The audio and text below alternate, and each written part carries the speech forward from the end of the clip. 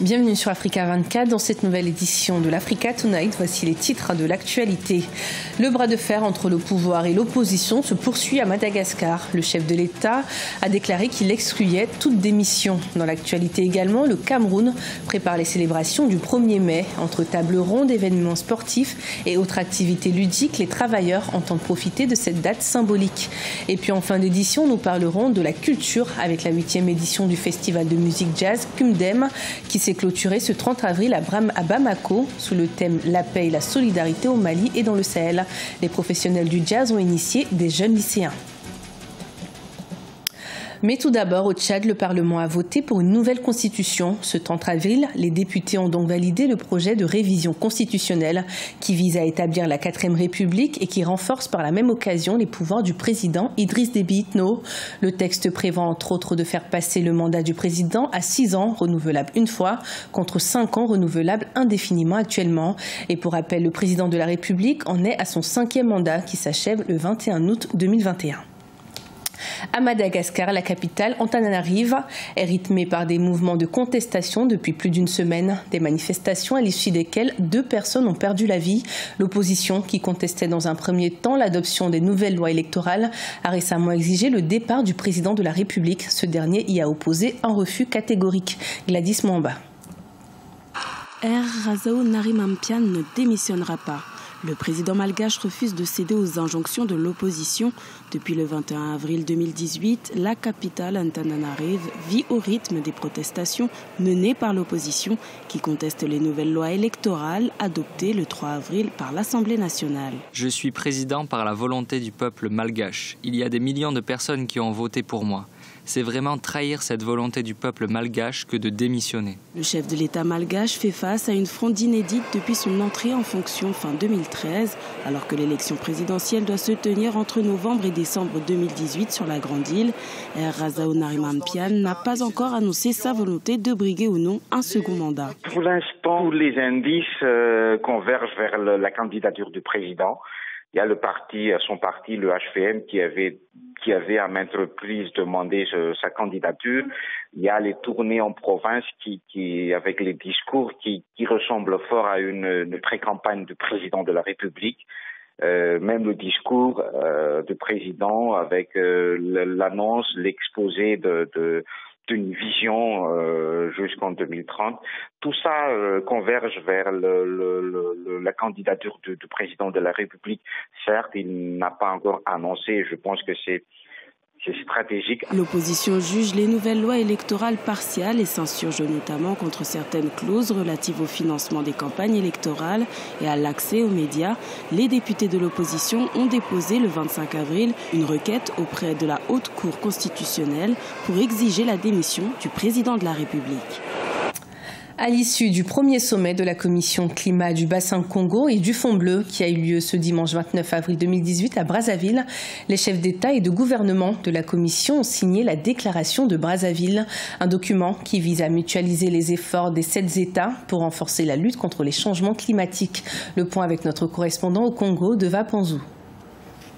7 chefs d'États africains, parmi lesquels le roi Mohamed VI, Joao Lourenço, Faustin Archange Touadéra, Denis Sassou Nguesso, Ali Bongo, Théodoro Obiangema et Paul Kagame, ainsi que Moussa Mahamat Faki, président de la Commission de l'Union africaine, ont signé le protocole instituant la Commission climat du bassin du Congo. Objectif, mutualiser les efforts afin de renforcer la lutte contre les changements climatiques. Et le plus important aujourd'hui est sans doute d'associer le nécessaire développement de notre continent à un éveil des consciences écologiques. Notre réunion aujourd'hui sonne comme une urgence pour tous. Elle est capitale pour notre continent.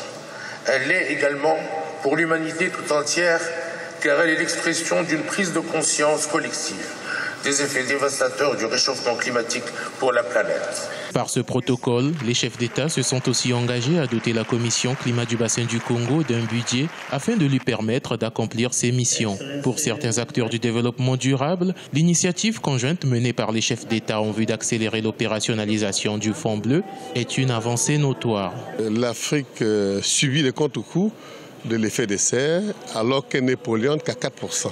Et ce sommet est l'aboutissement de plusieurs réunions que nous avons commencées en ce qui nous concerne en octobre 2017 ici à Brazzaville il y a urgence de mettre en route ce fonds bleu qui pour moi est également un fonds social qui permet des développements des initiatives dans le domaine agricole, mais également dans le domaine d'élevage, en tout cas dans le domaine de l'alimentaire. Notons que c'est dans le but de passer rapidement à l'action conformément à l'esprit de la déclaration de Marrakech que ce sommet a été initié. C'est aussi grâce au sommet de l'action de Marrakech initié par le roi Mohamed VI en 2016 que furent créées les commissions dédiées à la région du bassin du Congo, à la région du Sahel et la région des États insulaires. À quelques heures de la célébration de la 132e édition de la Fête internationale du travail, les préparatifs s'accélèrent dans les différentes entreprises de la ville de Yaoundé au Cameroun. Entre tables rondes, marches sportives et autres activités ludiques, les travailleurs entendent marquer un temps d'arrêt et célébrer cette journée symbolique. Reportage de notre correspondante Viviane Bauken.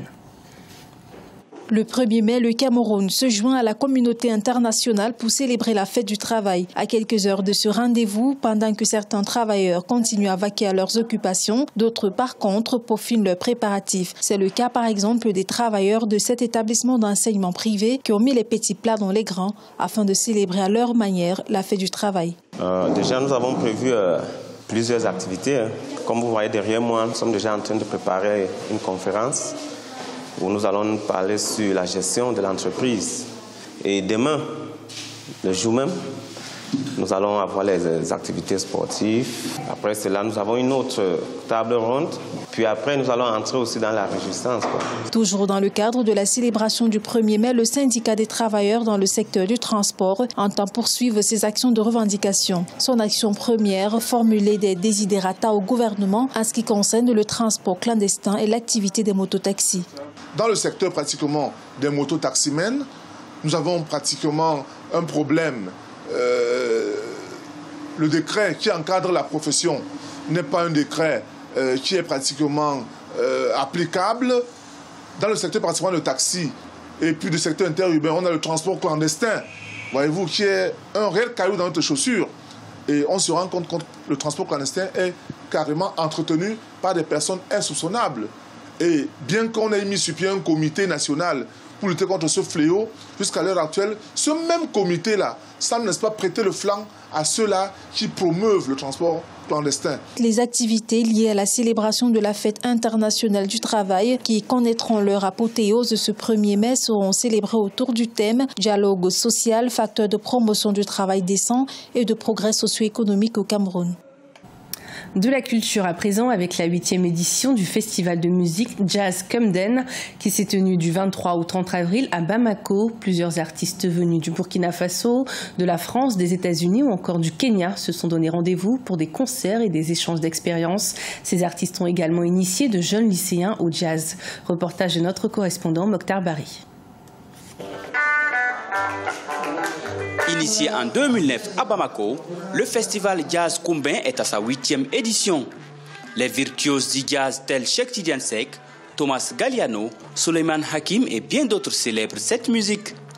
Au programme, une série de concerts, des ateliers de formation à l'image de cet atelier d'initiation à la musique jazz au profit des jeunes lycéens et collégiens de la ville de Bamako.